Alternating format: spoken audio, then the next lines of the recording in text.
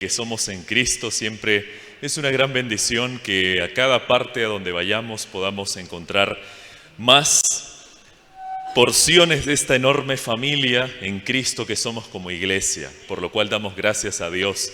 Y así como dijo el pastor, verdaderamente fue una anécdota esta lluvia tan intensa que no se vive allá en la capital, pero que aquí parece que es de lo más normal del mundo.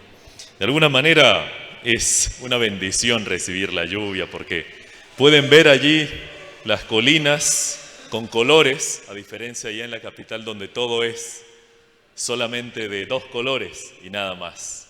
La vista está cansada allí de ver solamente grises, marrón, pero aquí es una bendición tener esta vegetación gracias a la lluvia. Amados hermanos, en estos minutos vamos a dedicarnos a precisar lo que es la doctrina distintiva del adventismo. Tengo la oportunidad de conocer a algunos amigos que aprecio de otras denominaciones, como presbiterianos, bautistas, metodistas, con quienes he intercambiado conversaciones bastante extensas sobre teología y Biblia, y nunca me deja de intrigar la reacción de ellos al enterarse de mi identidad religiosa como adventista. La reacción común es que cuando respondo a esa pregunta que tarde o temprano le van a hacer a usted, ¿y de qué iglesia eres? Adventista. Dos reacciones. ¿Adven qué? Adventista. ¿Y eso en qué consiste? Gente que no sabe qué es ni cómo se come eso de adventista. Por otro lado están los que han escuchado del adventismo y cuando uno responde a esa pregunta, se quedan unos segundos en silencio y dicen, ¿qué? A ver, ¿me estás diciendo que eres adventista o que eras adventista? Porque no te puedo creer que seas adventista. ¿Me estás hablando en serio? Sí, soy adventista. A ver, pero ¿cómo puede ser adventista si el adventismo enseña herejías y promueve estas herejías a nivel global? Y es tan evidente como tú que has conversado con nosotros de esas cosas no puedes notarlo. ¿Cómo me vas a decir que eres adventista si el adventismo enseña herejías como... y les pido que me den un ejemplo de esas herejías que enseña el adventismo. Y lo primero que está allí en la superficie, rápido para calificar al adventismo de herético, es, bueno, tienen una profetisa y eso es característica de las sectas. Pero bueno, la creencia en el don de profecía no es exclusiva del adventismo. Es una creencia que comparte todo grupo cristiano que es continuista y que cree todavía en la presencia de dones espirituales en la iglesia. Así que esa no es la doctrina distintiva del adventismo. ¿Y qué más? ¿Qué más se puede decir del adventismo? El sábado. El sábado lo enseñan como requisito para la salvación y todo el que no guarda el sábado está perdido y condenado. Y tienes que guardar el sábado para salvarte. Pero a ver, eso tampoco lo enseña la iglesia adventista porque jamás se ha escrito alguna vez que el sábado sea la condición de la salvación o la causa de la salvación. Eso no lo creemos, y si lo creemos, eso no lo enseña la iglesia adventista. Pero más allá de eso, tampoco es exclusiva esa creencia del adventismo. Hay pares cristianos que también guardan el sábado, como los bautistas del séptimo día, por ejemplo. Así que no es único de nuestro pueblo. ¿Qué más se puede decir? Exactamente, como dice Eduardo, esa es otra de las creencias que están allí siempre a la vista para decir, el adventismo es una secta heterodoxa fuera de la línea del cristianismo. Ellos enseñan que el alma muere cuando es juzgada finalmente por Dios. Dios va a aniquilar el alma y que no va a sufrir eternamente como se enseña de manera tradicional en gran parte del cristianismo. Pero luego uno observa el mundo cristiano y nota que tampoco es una creencia que únicamente la sostengan los adventistas del séptimo día. Y no hablo de los testigos de Jehová porque ellos están verdaderamente fuera del cristianismo por su creencia respecto a Cristo, sino existen pares evangélicos que creen y enseñan lo que se conoce como el aniquilacionismo, que es la mortalidad del alma. Así que frente a todo eso uno se pregunta, entonces, ¿cuál es la creencia que realmente tiene el adventismo y nadie más la tiene? ¿Cuál es esa creencia, amados hermanos? Hay una sola que es exclusiva del adventismo. Y esa creencia es el juicio investigador. Y la mayoría llega a ese punto y dicen, ahí está, esa es la prueba definitiva de que el adventismo enseña algo que está completamente fuera de línea con el cristianismo, el juicio investigador, que afirma que además de la justificación que se le da al creyente por medio de la fe, hay que esperar un juicio en el que ahora somos evaluados por nuestra obediencia y si no pasamos la prueba y pasa nuestro nombre, frito al infierno. Y por eso añaden algo al evangelio y no pueden ser cristianos. Amados hermanos, y esa imprecisión sobre la doctrina, y esto es, creo yo, el motivo para conversar sobre esto, al menos muy brevemente, porque esto tiene cuestiones muy profundas y muy extensas, pero lo que es motivo para precisar esta creencia es que no encuentro esa imprecisión únicamente afuera. Basta con preguntarnos entre nosotros, explícame en qué consiste el juicio investigador, para darnos cuenta de que dentro tampoco tenemos claridad con respecto a eso y que mucho de lo que piensan allá afuera respecto al adventismo ha sido causado trágicamente por nuestro propio pueblo, por nuestra propia manera de enseñar esa doctrina de manera popular.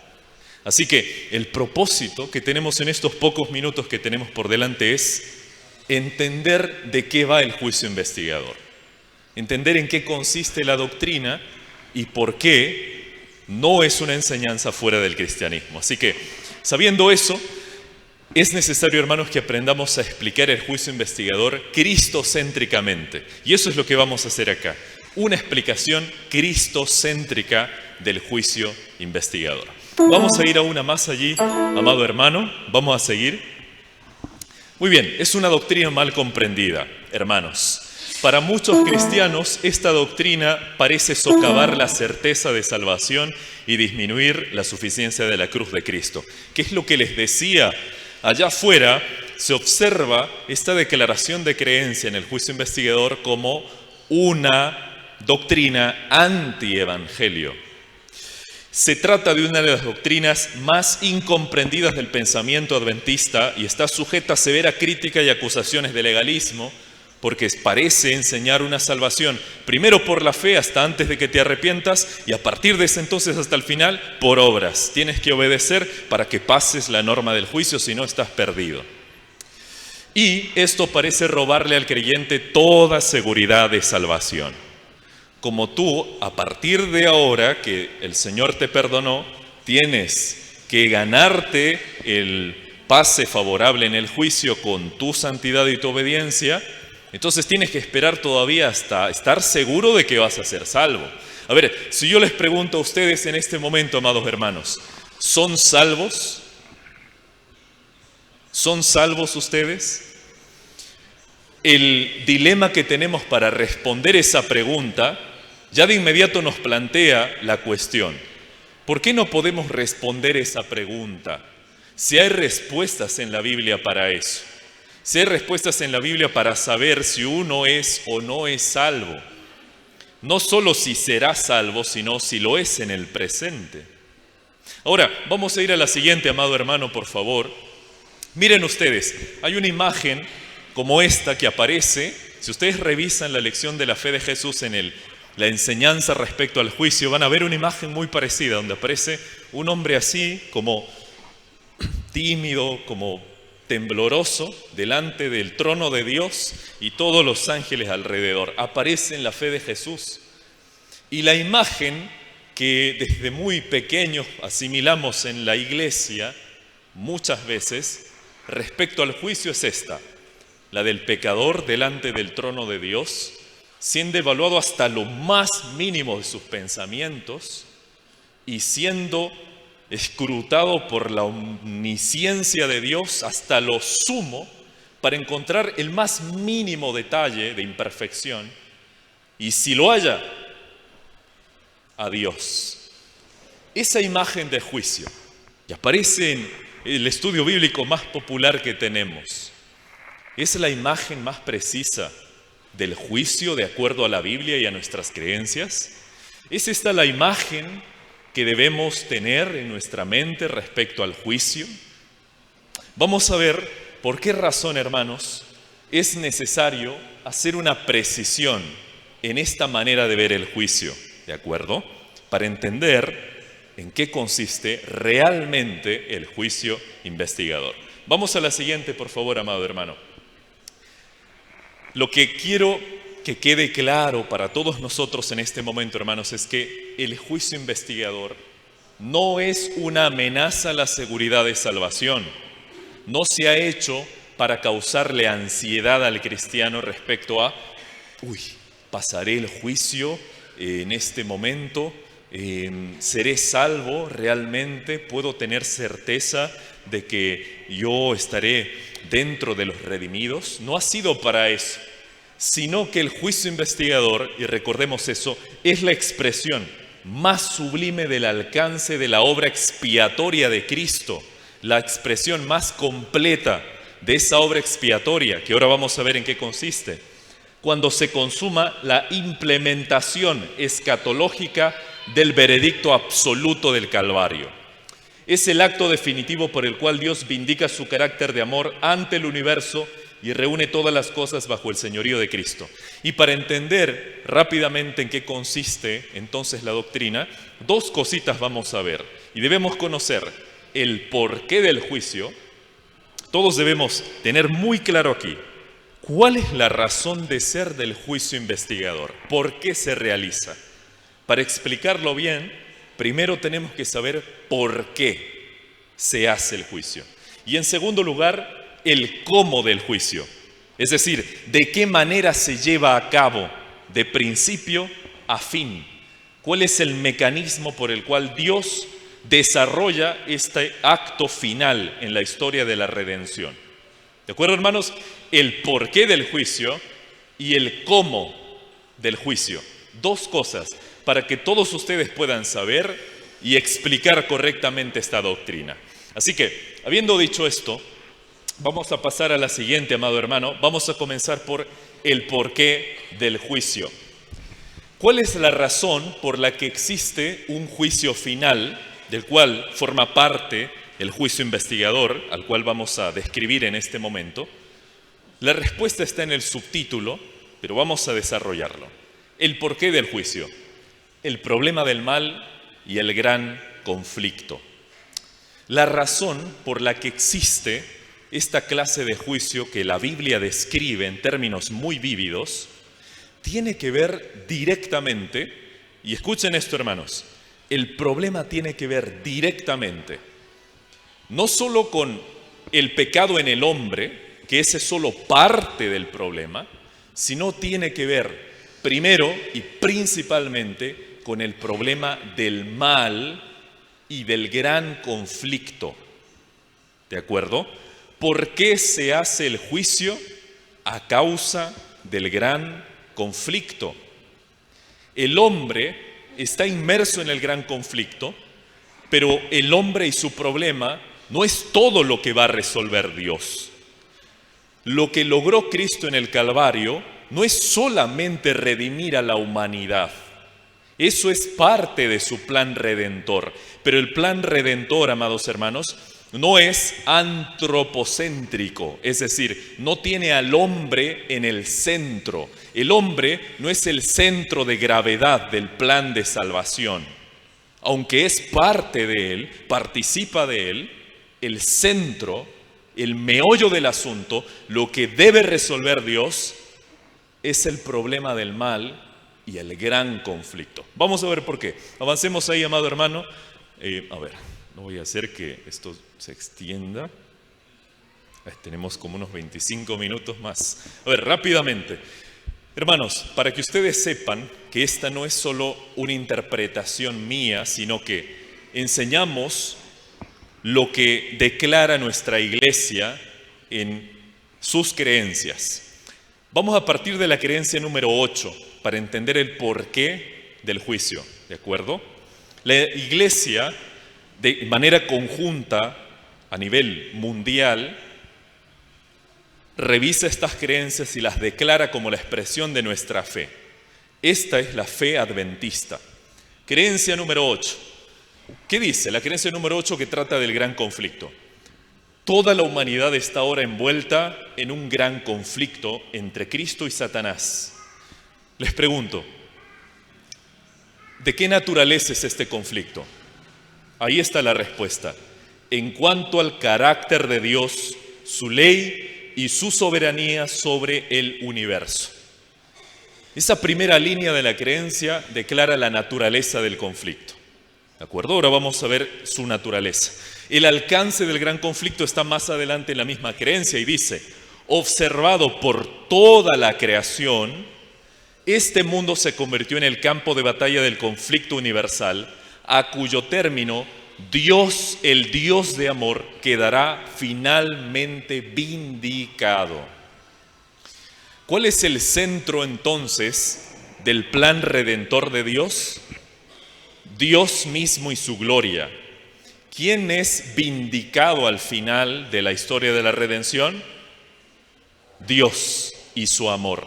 Es lo que declara esta creencia. Ahora vamos a desglosarla rápidamente. Vamos a la siguiente, amado hermano. La naturaleza del conflicto, hermanos, según la declaración de creencias, no es un conflicto como el que, por ejemplo, hay un video muy interesante sobre el gran conflicto, me parece que lo produce Amazing Facts, no sé cuántos de ustedes lo han visto, donde aparecen los ángeles agarrándose así a espadazos en el gran conflicto. Es una imagen, unas escenas muy ilustrativas, pero el conflicto entre Cristo y Satanás no es un conflicto de poderes en primera instancia, es decir, no es un conflicto de fuerza. El conflicto entre Dios o Cristo, el reino de Cristo y Satanás, no puede ser de fuerza, porque ¿quién puede hacerle frente a Dios en términos de fuerza y de poder? Es absurdo que alguien pueda guerrear contra Dios en términos de fuerza. La naturaleza del conflicto, según nuestra declaración de creencias, es de carácter epistémico. ¿Qué quiere decir epistémico? Allí está. Se refiere a un conflicto relativo a lo que se cree y se acepta como verdad respecto a Dios.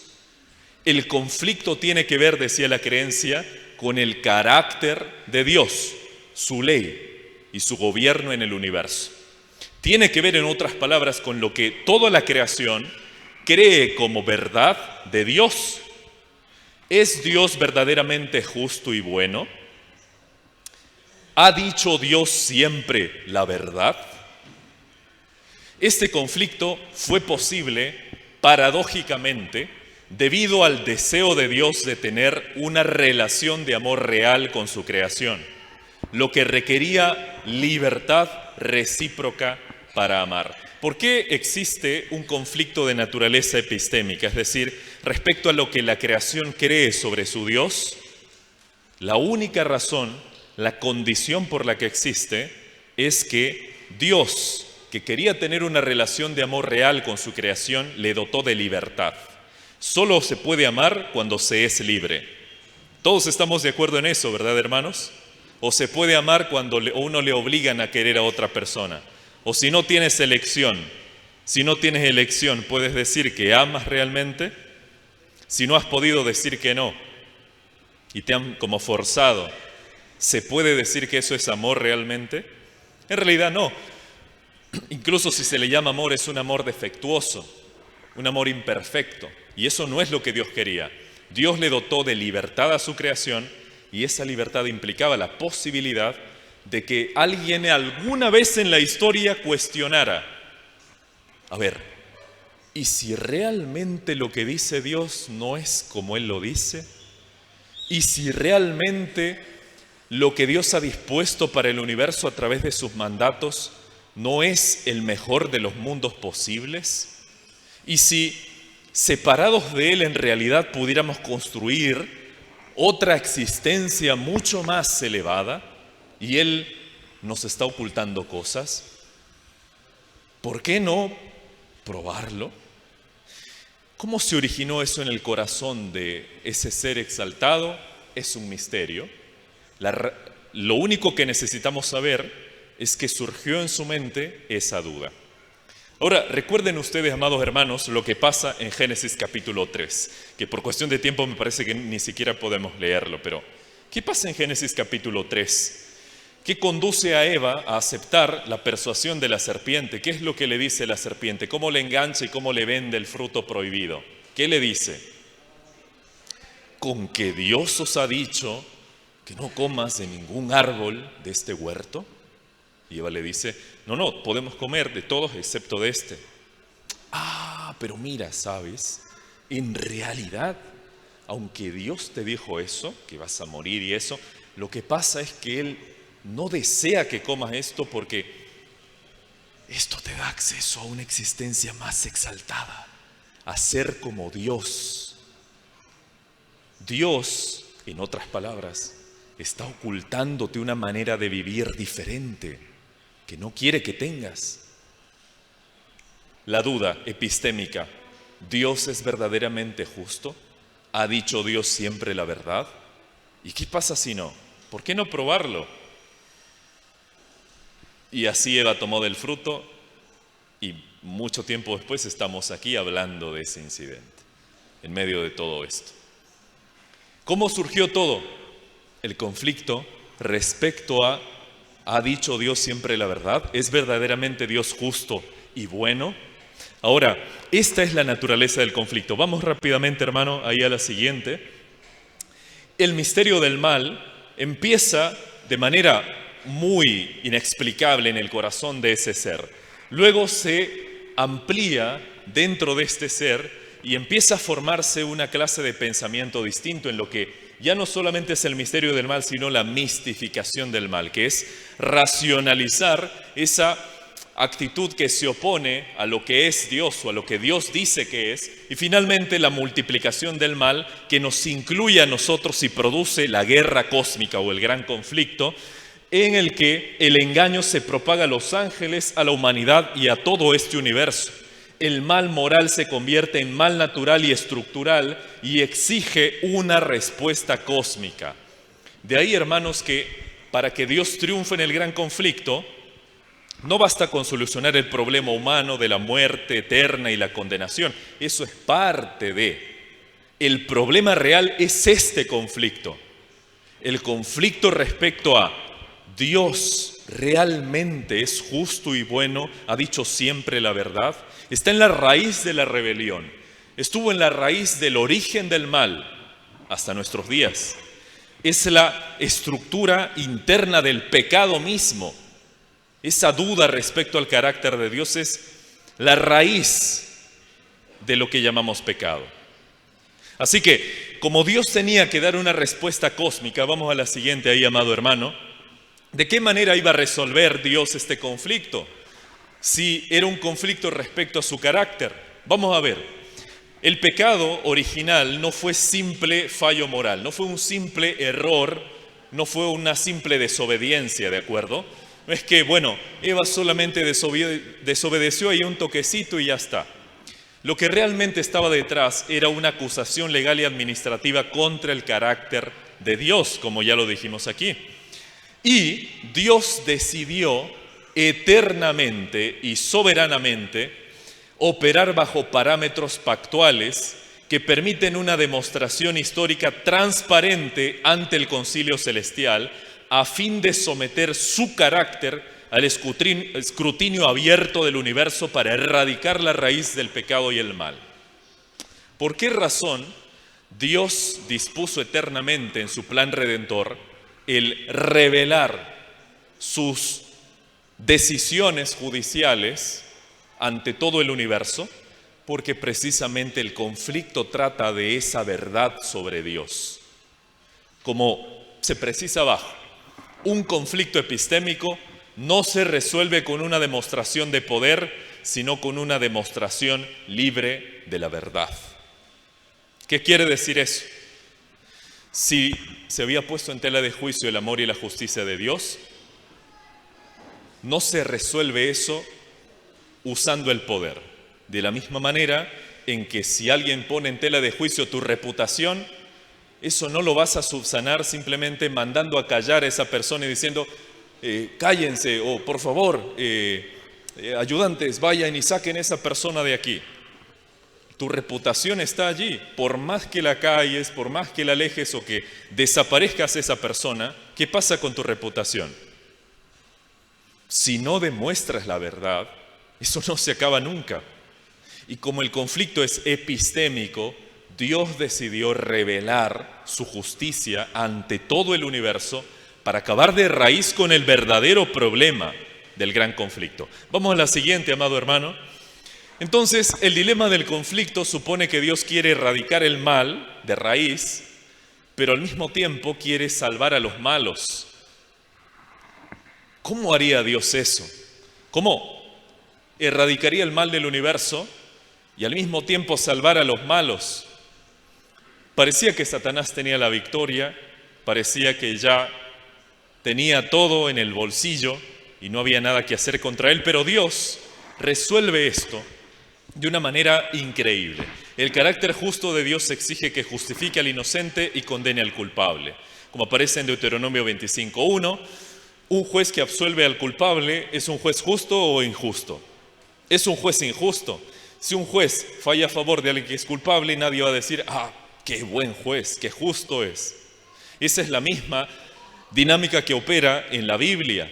Ahora, la pregunta es, ¿cómo entonces puede Dios perdonar a alguien que es injusto sin violar su propia justicia? Y de esta manera comprometer más su carácter ante todo el universo. El triunfo de Dios en el gran conflicto, por tanto, requería que su palabra sea absolutamente reconocida como justa y buena. Que toda criatura, en todo tiempo y en todas partes, dijera de manera voluntaria y convencida, Dios es verdaderamente justo y bueno. Vamos a la siguiente, amado hermano. Ahora, la victoria en el gran conflicto, ahí me parece que está en la anterior. La victoria en el gran conflicto, Dios la obtiene de esta manera. Romanos 3, versículo 24 hasta el 26. Pablo, explicando la manera en que Dios revela su justicia, dice cómo Dios resuelve esta tensión.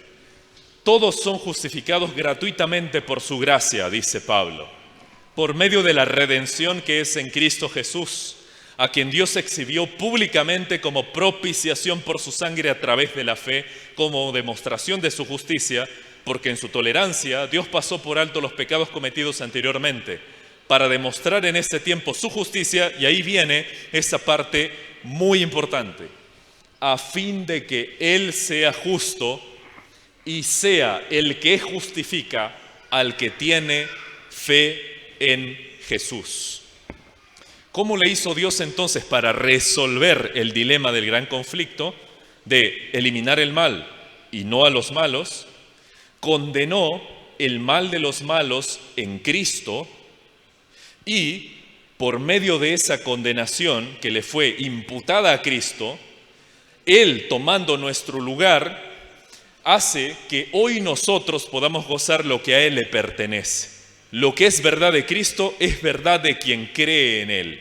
Y de esta manera, dice Pablo, en Cristo Dios ha logrado ser justo al perdonar a alguien injusto.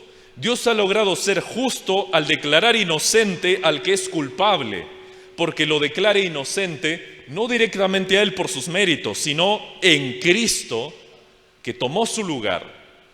¿Se entiende cómo está el proceso por el cual Dios resuelve ese problema básico del gran conflicto, Cristo y su obra expiatoria proveyó todo lo necesario para que Dios demuestre de manera absoluta ante el universo su justicia y su bondad. Y todo lo que hizo Cristo en la cruz proveyó todo lo que se necesita. No necesita ser completada esa expiación y esa justicia por nada más. Ni la justicia humana, ni los hechos humanos, ni las obras grandiosas de santidad completan o perfeccionan ese logro de la cruz. Ahora, vamos a la siguiente ahí, amado hermano. Por eso la creencia 9 de nuestra iglesia dice lo siguiente, explicando esto de la misma manera en que lo estamos explicando aquí. La creencia 9 dice: mediante la vida de Cristo, de perfecta obediencia a la voluntad de Dios y su sufrimiento, su muerte y su resurrección, ¿qué hizo Dios? Proveyó el único medio para expiar el pecado humano. De manera que los que por fe aceptan esta expiación puedan tener vida eterna y toda la creación pueda comprender mejor el infinito y santo amor del Creador. Esta expiación perfecta vindica la justicia de la ley de Dios y la benignidad de su carácter. Y ahí está, porque no solo condena nuestro pecado, sino también nos garantiza nuestro perdón. Dios resolvió en Cristo el dilema del gran conflicto en la obra expiatoria de Él. La expiación de Cristo, amados hermanos, es la respuesta de Dios al problema del gran conflicto. Eso tiene que quedar muy claro en lo que estamos viendo acá. Entonces, cerrando esta parte, vamos ahí a la siguiente, hermano, que no se olvide este cuadro en nuestra mente. El porqué del juicio es el gran conflicto y el problema del mal. El juicio de Dios es motivado por el deseo eternamente designado de Dios de revelar su justicia ante todo el universo y al hacerlo lograr salvar a los malos, erradicando al mismo tiempo el mal. De forma que en su juicio toda criatura pueda decir: Dios verdaderamente es justo y bueno.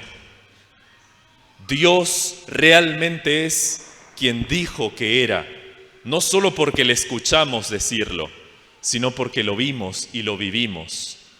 En Cristo y su obra expiatoria, amados hermanos, Dios responde al problema del gran conflicto. Y el juicio es la respuesta de Dios a un conflicto sobre la verdad. ¿Qué propósito entonces tiene el juicio, amados hermanos? El propósito del juicio no es, en primer lugar, evaluar tus obras para ver si realmente das la talla para ser uno de los redimidos. Porque eso jamás es parte de la manera en que Dios salva. ¿De acuerdo? La manera en que Dios salva y perdona al pecador, ¿cuál es? Ya la leímos. En Cristo. Siempre es en Cristo. Somos perdonados en Cristo. Somos santificados en Cristo. Somos reconciliados en Cristo. Entonces, la manera en que Dios respondió al problema del gran conflicto es designando un juicio venidero en el que toda la creación va a contemplar de manera transparente y directa cada decisión que Él ha tomado, y en cada decisión se dirá: Dios es verdaderamente justo y bueno, por lo que hizo Cristo en la cruz del Calvario, proveyendo todo lo necesario para resolver este problema. Así que el porqué del juicio se resume únicamente en eso. El porqué del juicio es que Dios quiere revelar verdaderamente su carácter para resolver el problema del gran conflicto, que no es el problema del pecado del ser humano solamente, sino que es el problema de cómo es verdaderamente el Dios al que adoramos. Vamos a ir y terminamos con el cómo del juicio, que es tan importante como el por qué. ¿De acuerdo? Vamos a redondear esta parte de manera ágil, amados hermanos, ¿sí? Hay mucho que podemos decir del cómo, pero la idea esencial es la que debemos mantener, ¿de acuerdo? El cómo del juicio se refiere a la manera en que el juicio se lleva a cabo. Ya vimos la razón del juicio. Dios quiere revelar su justicia para resolver en la mente de todos la duda respecto a cómo es Dios, ¿sí? Y solo así se resuelve de raíz el problema del gran conflicto. Ahora, ¿de qué manera lo lleva a cabo? La respuesta está ahí en el subtítulo: la expiación penal y cósmica. ¿Cómo Dios lleva a cabo este juicio? A través de lo que llamamos expiación penal y cósmica, que es el mecanismo que constituye el eje del juicio divino. Y vamos a ver en qué consiste rápidamente. Vamos a pasar a la siguiente, mi hermano. Creencia número 24. Nuevamente, vamos a apoyarnos en lo que realmente enseña la Iglesia Adventista sobre este asunto, que es la creencia respecto al ministerio de Cristo en el santuario celestial. Dice: hay un santuario en el cielo, el verdadero tabernáculo que el Señor erigió y no el ser humano. En él ministra Cristo en favor de nosotros para poner a disposición de los creyentes los beneficios de su sacrificio expiatorio ofrecido una vez y para siempre en la cruz. Primera idea entonces, que Cristo completó la expiación en la cruz. La expiación fue consumada en la cruz. Y lo que Cristo hace en el ministerio del santuario celestial es aplicar eso que ya conquistó de manera absoluta, perfecta, inmutable y que es permanente, eterna. Eso que ya consiguió lo aplica desde el santuario. Vamos a la siguiente ahí, mi hermano, rápidamente.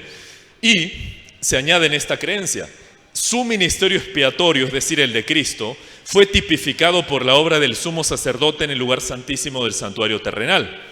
Esta obra es un juicio investigador que forma parte de la eliminación definitiva del pecado, prefigurada por la purificación del antiguo santuario hebreo en el día de la expiación.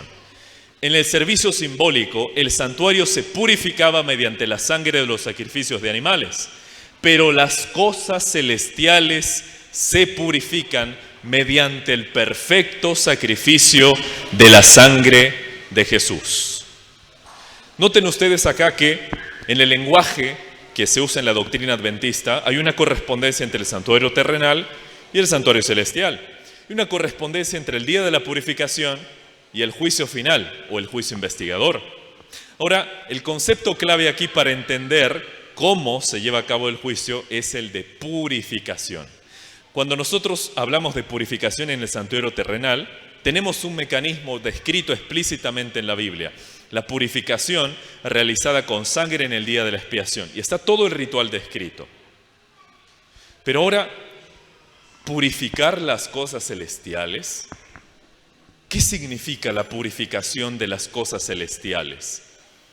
¿Significa que hay algo impuro allá en la presencia santísima de Dios? ¿Puede haber algo impuro en la presencia santísima de Dios? ¿O qué se necesita purificar allá si allá está el cielo, donde habita Dios en su majestad? Hay que entender correctamente el concepto de purificación aplicado al santuario celestial y no trasladarlo simplemente sin ningún cambio, porque así no funciona la tipología bíblica. De hecho, si alguien dice que la sangre de Jesús contaminó el santuario celestial porque trata de establecer una correspondencia entre el terrenal y el celestial, está diciendo una herejía, hasta una blasfemia, que no se puede trasladar así. ¿Qué es la purificación en el santuario celestial? Eso es lo que tenemos que entender para entender el cómo del juicio. ¿De acuerdo, hermanos? Vamos a la siguiente, mi hermano. Bueno, en este juicio, la parte final allí, este juicio vindica la justicia de Dios al salvar a los que creen en Jesús. Noten allí que la creencia dice que el juicio es aplicado a los miembros del pueblo de Dios que están en Cristo. Por eso se ha subrayado ahí la frase en Él. Se determina quiénes de entre los muertos son considerados dignos, no dignos por sí mismos, sino dignos en Cristo. Y también de entre los vivos, quienes de entre los vivos permanecen en Cristo, guardando los mandamientos y la fe de Jesús, estando por lo tanto en Cristo. ¿De acuerdo? No es esa obediencia, no es esa santidad lo que les califica en el juicio, es su permanencia y su unión con Cristo. ¿De acuerdo? Eso hay que tenerlo bastante claro para entender lo que viene a continuación. Vamos rápidamente, mi hermano, ahí por el tiempo. Bien, entonces, decimos que en el lenguaje de la doctrina adventista el juicio investigador es el cumplimiento, vamos a decirlo así, de lo que se anunciaba en el santuario terrenal, ¿correcto? Y además es el cumplimiento de lo que se efectuaba un día al año en ese santuario, que es el día de la purificación o el día de la expiación. Y la correspondencia entre el terrenal y el santuario verdadero está ampliamente justificada en la Escritura. Hebreos es abundantísimo en eso, y de hecho es precisamente Hebreos, el capítulo 9, el versículo 23, que haciendo alusión explícita al ritual del día de la expiación, afirma que las cosas celestiales mismas aún debían ser purificadas por el ministerio de Cristo. De forma que la purificación del santuario celestial es un concepto bíblico, pero hay que saber explicar en qué consiste, ¿de acuerdo? Muy bien, vamos a la siguiente ahí, mi amado hermano. Entonces, tenemos en primer lugar el tipo revelado en Levítico 16. Hay que dejar muy claro esto, hermanos. ¿Para qué funcionaba, qué función cumplía el ritual de día de la expiación en Levítico 16? Durante todo el año se ofrecían sacrificios en el servicio diario y esos sacrificios tenían la finalidad de proveer un medio para el perdón del creyente. Sin embargo, en el día de la expiación se está contemplando el perdón de los pecados. Tiene que ver el día de la expiación con el perdón, con la remisión de pecados. Si ustedes revisan todos los pasajes que se refieren a ese día, en ninguno se habla del perdón. Es decir, el perdón no era una de las funciones en el día de la expiación. Jamás se menciona la palabra relativa al perdón en ese día. Por otro lado, cuando nosotros vemos la manera en que se realizaban los sacrificios diarios, el rito tenía que ver con la imposición de manos, incluía ese movimiento ritual que según Levítico 16, versículo 21, y esto, digamos, históricamente es algo que es compartido por la cosmovisión cristiana y judía, ese ritual de la imposición de manos sobre la víctima animal simbolizaba ¿qué cosa? La transferencia del pecado hacia la víctima y mediante la sangre de la víctima la transferencia de esa culpa removida del creyente por la sangre hacia el santuario. Es decir, Dios durante el servicio diario asumía la responsabilidad judicial por el pecado confesado de todos los creyentes. Hay algunos que creen que la contaminación del santuario se daba de manera mágica o aérea, pero no hay ninguna evidencia bíblica al respecto. ¿Cómo se contaminaba el santuario? A través de las ofrendas de perdón ofrecidas diariamente. Cada vez que alguien iba al santuario para confesar su pecado, ponía las manos sobre la víctima y la sangre de esa víctima era trasladada al santuario, esa sangre que cargaba la culpa del creyente contaminaba el santuario. Era la sangre portadora de culpa la que día tras día acumulaba las impurezas de los hijos de Israel. Por eso, cuando leemos Levítico 16:16, tenemos la declaración bíblica clara. ¿Para qué estaba hecho ese día? Levítico 16:16 dice algo bastante explícito. El día de la expiación tenía el propósito de remover o purificar el santuario terrenal a causa de las impurezas de los hijos de Israel, de sus rebeliones y de todos sus pecados. Día tras día eran los creyentes los que recibían el perdón y eran purificados. Solo una vez al año era el santuario purificado. ¿Cómo se había contaminado el santuario? A través de las ofrendas por las que todos confesaban sus pecados y la sangre trasladaba la culpa al santuario todos los días. ¿Qué simbolizaba eso en términos de la historia de la redención, amados hermanos? Que Dios asume la responsabilidad judicial cada vez que el creyente iba a confesar su pecado. En términos, vamos a decir, del cumplimiento de estas figuras del Antiguo Testamento, cada vez que un pecador arrepentido confiesa su pecado y confía en los méritos de Cristo Jesús, Dios le absuelve por su gracia de ese pecado. Y no obstante, al perdonar tu pecado, al perdonar mi pecado, Dios asume sobre su Hijo y sobre su gobierno la responsabilidad judicial. Miren ustedes nada más lo que dice Ezequiel capítulo 18 para ilustrar bastante bien esto. Ezequiel capítulo 18, versículo 24 y 25, rápidamente vamos a leer allí, Ezequiel 18, 24 y 25. ¿Por qué Dios asume la responsabilidad judicial cada vez que ofrece su perdón? Miren lo que dice este pasaje.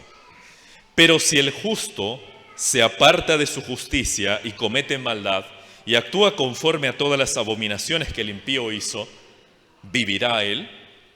Ninguna de las justicias que hizo le serán tenidas en cuenta. Por su infidelidad que cometió, por el pecado que cometió, por ello morirá. ¿Qué está diciendo en este pasaje Ezequiel? Está planteando el dilema de que si Dios va a castigar al justo de la misma manera que al impío.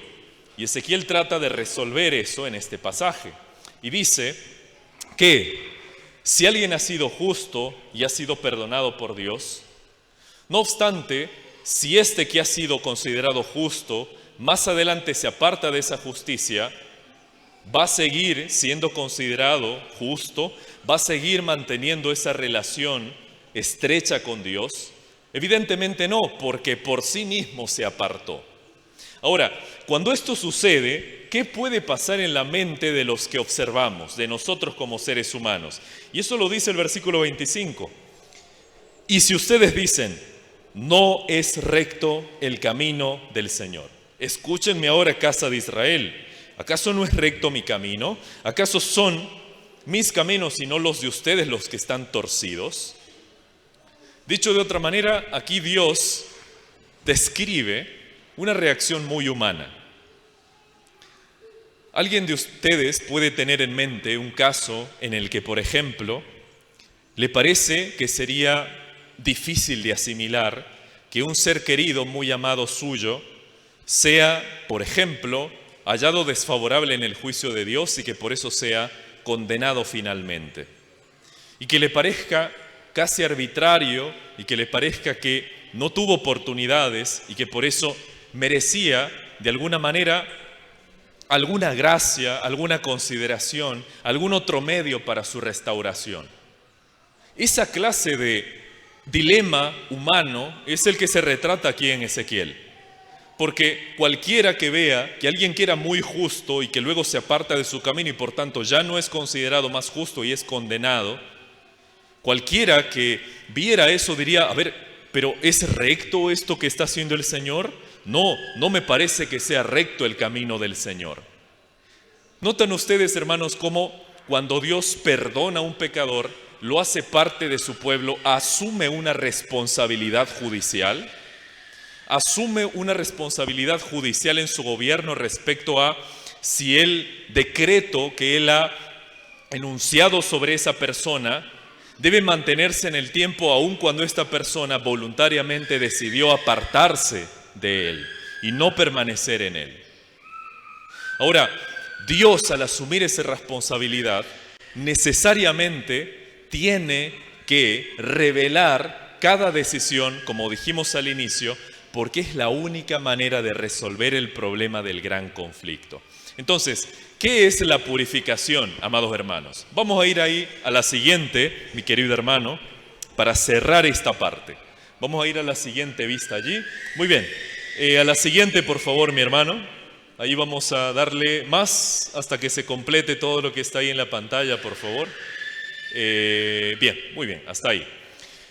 Entonces, hermanos, miren, lo que pasaba durante el servicio anual en el santuario terrenal ilustra únicamente todo lo que representa para el gobierno de Dios tratar con el problema del mal y la responsabilidad que eso genera para su gobierno. No altera, por supuesto, en absoluto la justicia inalterable de Dios, sino que tiene que ver otra vez con ese conflicto epistémico que Ezequiel relata vívidamente. Cualquiera aquí podría decir, pero Dios realmente ha obrado bien y en justicia con mi hermano, que estuvo toda su vida en la iglesia y que hizo muchas obras de bien y que ahora ha sido condenado. ¿Es esto realmente recto para el Señor? Por eso asume una responsabilidad al perdonar nuestros pecados. Ahora, Dios resolvió esto de manera absoluta en un único evento. Ese que está ahí de amarillo es el juicio cósmico central. En ese juicio, que es el de la cruz, Dios decretó dos cosas. Hubo un doble veredicto, un doble decreto. Decretó la victoria absoluta de todos los que creen en Jesús y al mismo tiempo decretó la derrota y condenación de Satanás y de sus huestes y de todo aquel que no está unido por la fe a Cristo. Ese doble decreto, hermanos, es absoluto e irrevocable, inamovible, completo y perfecto. Y ustedes se pueden preguntar, pero entonces, ¿qué es lo que esperamos si ya allí se completó absolutamente todo? Lo que esperamos es la implementación de eso que Cristo conquistó en la cruz. Todo lo que viene después, cada una de las otras etapas o aspectos del juicio de Dios son únicamente el despliegue del único y absoluto y supremo juicio cósmico logrado en la cruz. Un juicio singular que hizo posible todos los demás relativo al juicio de Dios. Vamos a la siguiente ahí, por favor, mi hermano. Entonces, ese juicio cósmico logrado en la cruz es uno muy estrechamente unido al juicio que nosotros llamamos juicio investigador. Y miren ustedes cuál es la relación entre ambas cosas. En el juicio cósmico lo que tenemos es en primer lugar, completitud y una provisión definitiva y absoluta de todo lo que era necesario para resolver el problema del gran conflicto, y en el juicio investigador únicamente tenemos la revelación de eso que Dios en su omnisciencia conoce de cada ser humano. Dicho de otra manera, hermanos, en el juicio divino, ¿creen ustedes que Dios necesita sentarse y abrir unos libros y decir, vamos a ver el caso de Juanito, a ver, para decidir si va a ser condenado o va a ser salvo? Y va a revisar todo su historial y después de un cotejo ahí entre fuentes y los informes de los ángeles diga, bueno, Juanito está salvo, ahora sí. ¿Creen ustedes, Dios, que necesita ese proceso cognitivo para enterarse o para averiguar quiénes serán salvos? No lo necesita, porque Dios es omnisciente y en este momento sabe quiénes son de Él. Pero ¿cuál es el motivo del juicio, amados hermanos? El motivo del juicio es revelar lo que Dios sabe dentro de sí para que toda la creación sepa que cada decisión suya es verdaderamente justa y buena. Esto no quiere decir que el juicio sea una mera ficción, que Dios esté haciendo una especie de mímica allí y que el juicio sea solo eso, una pantomima o un teatro. No, no quiere decir eso. El juicio es real y es vívido y es un acto concreto. El juicio toma decisiones también. Lo que quiere decir, amados hermanos, es que el juicio, y esto es lo que hay que entender para que la doctrina del juicio investigador no sea enseñada como salvación por obras. Lo que hay que entender es que ese juicio nunca cambia el criterio por el cual Dios trata con el pecado y con el pecador. ¿Cuál es el criterio por el que Dios trata con el pecador? Su unión con Cristo por medio de la fe. Así fue desde que tú comenzaste la vida cristiana y así será al final en el juicio. Eso es lo que declaran nuestras creencias. Esa expiación obtenida por Cristo es nuestra seguridad ahora y en el juicio. En el juicio el criterio no cambia, sigue siendo el mismo por el cual fuiste redimido. por el cual fuiste comprado por la sangre preciosa de Cristo.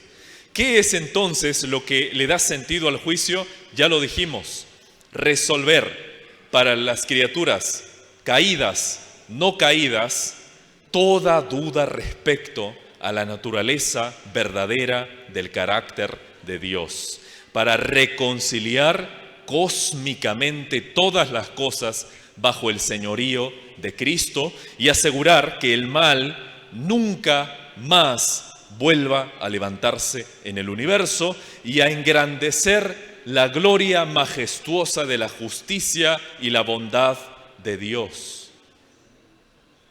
Amados hermanos, vamos a avanzar a ir, amado hermano, a la siguiente, por favor. La siguiente. Una más. Por cuestión de tiempo vamos a avanzar allí. Una más, mi hermano. Bien, entonces, para resumir, ¿qué no es el juicio investigador y qué sí es? ¿De acuerdo, hermanos? Para que ustedes cada vez que lo enseñen, cada vez que lo expliquen, cada vez que tengan que comunicar esa creencia ante amigos no adventistas, lo hagan según lo enseña la iglesia adventista y no una versión que es antibíblica y antievangelio de esta doctrina. Primero, un mito del juicio investigador es que es legalismo disfrazado es legalismo disfrazado y basado en obras, ¿de acuerdo? ¿Cómo se convierte el juicio investigador en una salvación por obras? Si tú dices, te salvaste o fuiste perdonado por la fe, pero en el juicio vas a sobrevivir solo si eres obediente. Si predicas eso, amado hermano, es una distorsión del mensaje del juicio investigador. Ahora, preguntarán, ¿dónde está el papel de la santidad allí, de los 10 mandamientos? Está incluido allí, pero en lugar de los 10 mandamientos nunca es el criterio por el que vamos a triunfar en el juicio, recuerden eso. ¿Cuál es el criterio? La unión por medio de la fe a Cristo.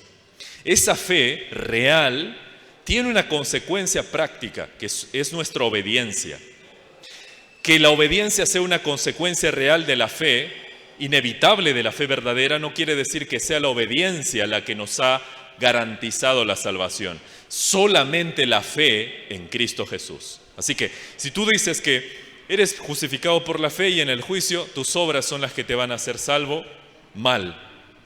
Eso no es adventista del séptimo día. Lo siguiente. El anterior, mi hermano. La anterior ahí. Roba al creyente su seguridad de salvación eterna. No es así. Porque el juicio investigador es solo la confirmación pública y cósmica de la justificación ganada en la cruz. ¿Qué quiere decir eso? Otra vez. El juicio es la revelación universal de la justicia y bondad de Dios para que todos nosotros declaremos voluntaria y convencidamente Dios es verdaderamente justo y bueno. ¿De acuerdo? No se trata de añadirle un criterio más al Evangelio. Es la resolución del problema del gran conflicto. No tiene base bíblica sólida. En realidad, en la Biblia encontramos pasajes explícitos al respecto, pero el que más debemos dominar, hermanos como adventistas, es el de Levítico, ¿de acuerdo? Además del de Daniel y el de Hebreos. ¿Fue un invento teológico luego de 1844? Tampoco. Es el resultado de un estudio exegético exhaustivo, vital para la coherencia de la doctrina de la salvación en la Biblia. Mis hermanos, vamos a la última diapositiva, la última, por favor. La última. Esa. Entonces, amados hermanos, en resumen, el porqué del juicio. ¿Cuál es el porqué del juicio? ¿Dios realiza el juicio porque necesita averiguar quiénes van a ser salvos? No, Dios ya lo sabe. Dios realiza el juicio porque necesita que demuestres que eres digno o digna del cielo, o si no pasas la valla allí, si no has acumulado méritos, ¿estás frito? ¿Para eso lo hace? No. ¿Cuál es el porqué del juicio? El gran conflicto. La respuesta de Dios a la pregunta, ¿Dios es verdaderamente justo y bueno? La revelación de su justicia y bondad ante todo el universo. Ese es el porqué del juicio. El cómo del juicio, amados hermanos, lo hemos visto justamente aquí.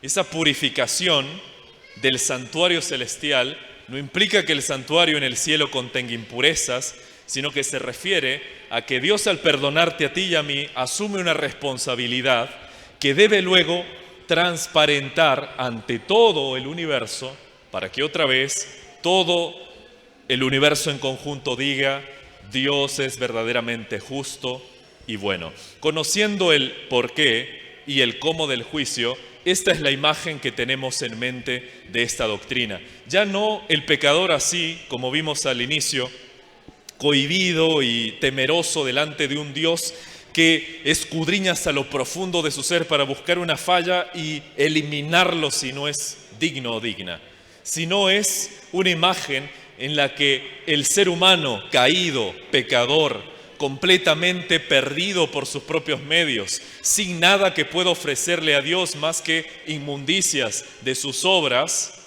está delante del trono de Dios en la persona de Cristo, unido a Cristo Jesús, quien venció el pecado, y Cristo, que está por el pecador allí, es el que garantiza de manera absoluta su salvación y su perdón. Y al mismo tiempo es el que garantiza que al final de los tiempos, cuando todo el universo se reúna, las inteligencias caídas y no caídas contemplen al que está en el trono, incluyendo al mismo originador del gran conflicto, vean a Dios y todos se postrarán, como dice el apóstol Pablo en Filipenses capítulo 2, toda rodilla se doblará delante del Señor y todos confesarán lo mismo: justos y verdaderos son tus caminos, oh Rey de los santos. Y así se habrá acabado para siempre el gran conflicto. Amados hermanos, que el Señor nos ayude y nos permita mantener en nuestro corazón y enseñar de manera correcta la doctrina del juicio investigador. Que Dios nos bendiga, amados hermanos. Vamos a lo siguiente ahí. Muchas gracias, Pastor Nilo. Agradecemos, hermanos.